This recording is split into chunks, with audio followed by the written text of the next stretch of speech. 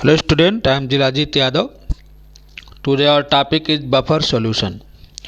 Solution which resists the change in its pH value by addition of a small amount of acid or base is called buffer solution.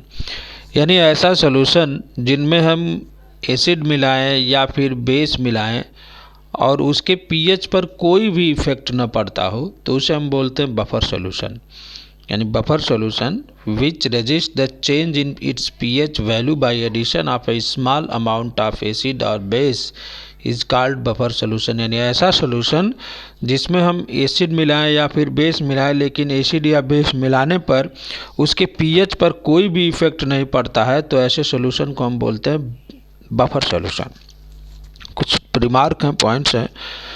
Number 1, acidic buffer. अगर buffer solution हमारा nature में acidic है तो they have pH less than 7, यानी उसकी pH जो है less than 7 होती है। जैसे एसिटिक एसिड और सोडियम एसीटेट का सॉल्यूशन बफर सॉल्यूशन होता है लेकिन नेचर में एसिडिक होता है। बोन एसिड और बोरेक्स का सॉल्यूशन जो होता है वह भी एसिडिक सॉल्यूशन होता है। एसिडिक सॉल्यूशन की पीएच हम फाइंड करते हैं, pH is equal to pKa plus log molar concentration of salt upon molar concentration of acid. pKa is equal to होता है माइनस log Ka।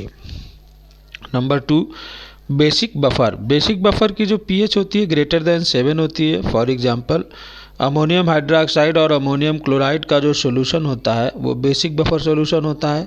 इसकी पीओएच होती है pKb plus log molar concentration of salt upon molar concentration of base. pKb is equal to होता है minus log Kb। नीचे दिया है salt acid and base represent molar concentration of salt acid and base respectively. हमने अभी बता रखा है कि किसी भी कंपाउंड को अगर हम बड़े वाले ब्रैकेट में क्लोज कर दें तो वह उसकी मोलर कंसंट्रेशन को शो करती है। बफर कैपेसिटी नेक्स्ट टॉपिक है। Buffer capacity it is defined as the number of moles of acid और base added in 1 litre of solution to change the pH of unity. It is represented by 5। Buffer capacity क्या होती है कि number of moles of acid और base अगर हम किसी भी सॉल्यूशन के 1 लीटर में जो है मिलाएं और उसकी जो कैपेसिटी है पीएच को चेंज करने की वह यूनिटी है तो वह क्या कहलाती है, बफर कैपेसिटी। और इसे हम रिप्रेजेंट करते हैं 5 से। Buffer capacity 5 is equal to number of moles of acids और base added to 1 litre of buffer upon change in pH. Next topic है common ion effect. Common ion मतलब अगर हम 2 कंपाउंड लें और उनका आयनाइजेशन कराएं तो दोनों में अगर सेम आयन मिलता है तो उसे हम बोलते हैं कॉमन आयन। तो कॉमन आयन इफेक्ट क्या है? It is defined as the suspension of the dissociation of a weak electrolyte by the addition of a strong electrolyte having same common ion. अगर हम किसी वीक इलेक्ट्रोलाइट का dissociation कराते हैं और उसमें हम कोई स्ट्रांग इलेक्ट्रोलाइट मिलाएं जिसका आयन जो है वीक इलेक्ट्रोलाइट के आयन के सेम हो तो जो डिसोसिएशन ऑफ वीक इलेक्ट्रोलाइट है वह डिक्रीज कर जाएगा। क्या कर जाएगा? डिक्रीज कर जाएगा। इसको बोलते हैं कॉमन आयन इफेक्ट। फिर से समझो सभी लोग कि अगर हमारे पास कोई एक सॉल्यूशन हो जो वीक इलेक्ट्रोलाइट्स का हो और उसका हम डिसोसिएशन कराएं, फिर हम उसमें जो है एक स्ट्रांग इलेक्ट्रोलाइट मिला दें जिसमें सेम आयन हो इलेक्ट्रोलाइट वीक इलेक्ट्रोलाइट के जैसा, तो वीक इलेक्ट्रोलाइट का जो डिसोसिएशन है वो डिक्रीज करने लगता है तो इसे हम क्या बोलते हैं? Common ion effect. जैसे फॉर एग्जांपल यहाँ पर हम दिखा रहे हैं अमोनियम हाइड्रोक्साइड है, इसका हमने आयनाइजेशन कराया NH4 plus plus OH minus, और अगर हम उसमें NH4Cl मिला दें अमोनियम क्लोराइड तो इसका भी आयनाइजेशन कराएंगे तो NH4 प्लस Cl माइनस मिलेगा। तो अब दोनों में जो है आयन है सेम NH4 प्लस और NH4 प्लस, इन्हें कॉमन आयन बोलेंगे। और कॉमन आयन के प्रेजेंस में जो अमोनियम हाइड्रोक्साइड है उसका डिसोसिएशन क्या हो जाता है? डिक्रीज कर जाता है अकॉर्डिंग टू ली चटलियर प्रिंसिपल। जैसे ली चटलियर प्रिंसिपल में हमने बताया था कि अगर हम कंसंट्रेशन चेंज करते हैं तो हमारा जो इक्विलिब्रियम है उधर शिफ्ट होगा, जिधर शिफ्ट होने से कंसंट्रेशन के शिफ्ट होने से जो अफेक्ट पड़ा है वह डिक्रीज कर जाए।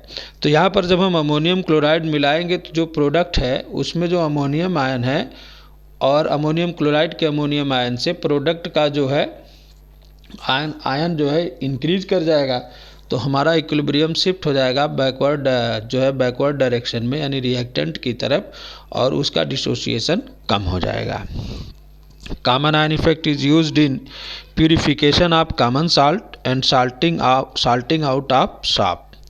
तो फिर से सुन लो सभी लोग, ये चैप्टर कंप्लीट हो गया। हमने क्या क्या पढ़ा? पहली चीज़ हमने पढ़ी बफर सॉल्यूशन। बफर सॉल्यूशन के बारे में हमने बताया कि ऐसा सॉल्यूशन जिसमें अगर हम बहुत ही कम क्वांटिटी में बहुत ही कम क्वांटिटी में एसिड या बेस मिलाएं तो वह क्या करता है, अपनी पीएच को चेंज होने से रेजिस्ट करता है। तो उस सॉल्यूशन को हम क्या बोलते हैं? Buffer solution. यानी ऐसा सॉल्यूशन जिसमें हम जो है स्मॉल अमाउंट में एसिड मिला दें या बेस मिला दें, लेकिन फिर भी उसकी जो है पीएच वैल्यू में कोई चेंजिंग ना हो, तो इसे हम बोलते हैं बफर सॉल्यूशन। क्या बोलते हैं? Buffer solution. और यह इसका टू नेचर होता है। अगर बफर सॉल्यूशन एसिडिक है तो उसकी पीएच लेस देन 7 होगी, अगर बफर सॉल्यूशन बेसिक है तो उसकी पीएच ग्रेटर देन 7 होगी। बफर कैपेसिटी के बारे में हमने बताया कि बफर कैपेसिटी का मतलब होता है कि number of moles of acid और base added in 1 litre of solution to change the pH by unity, then it is called buffer capacity and represented by 5। नीचे हमने उसका फार्मूला भी लिखा है। लास्ट टॉपिक इस चैप्टर की थी कॉमन आयन इफेक्ट। तो कॉमन आयन इफेक्ट के बारे में हमने बताया कि अगर किसी वीक इलेक्ट्रोलाइट का डिसोसिएशन कराएं और उसमें हम एक ऐसी स्ट्रांग इलेक्ट्रोलाइट मिलाएं जिसमें उतना वैसा ही आयन हो जैसा वीक इलेक्ट्रोलाइट में था, तो वीक इलेक्ट्रोलाइट का जो डिसोसिएशन है वह क्या हो जाएगा? डिक्रीज करने लगेगा। तो इस इफेक्ट को हम बोलते हैं कॉमन आयन इफेक्ट। जैसे हमने एक एग्जांपल दिखाया कि अमोनियम हाइड्रोक्साइड है, उसका हमने आयनाइजेशन कराया तो अमोनियम प्लस और OH माइनस मिला। अमोनियम क्लोराइड का हमने कराया तो NH4 प्लस Cl माइनस मिला। तो अमोनियम हाइड्रोक्साइड में भी अमोनियम आयन है, अमोनियम क्लोराइड में भी अमोनियम आयन है।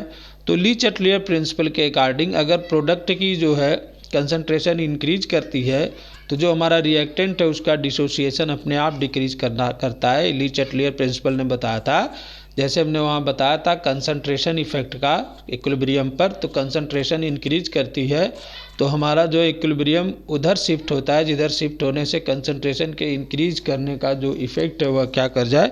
डिक्रीज कर जाए। कॉमन आयन इफेक्ट का यूज़ होता है purification of common salt and salting out of soap. इस तरह से ये चैप्टर कंप्लीट हो गया। सभी लोग नोट्स बनाते रहो। जैसे ही स्कूल ओपन होगा मैं सबसे पहले नोट्स ही चेक करूँगा।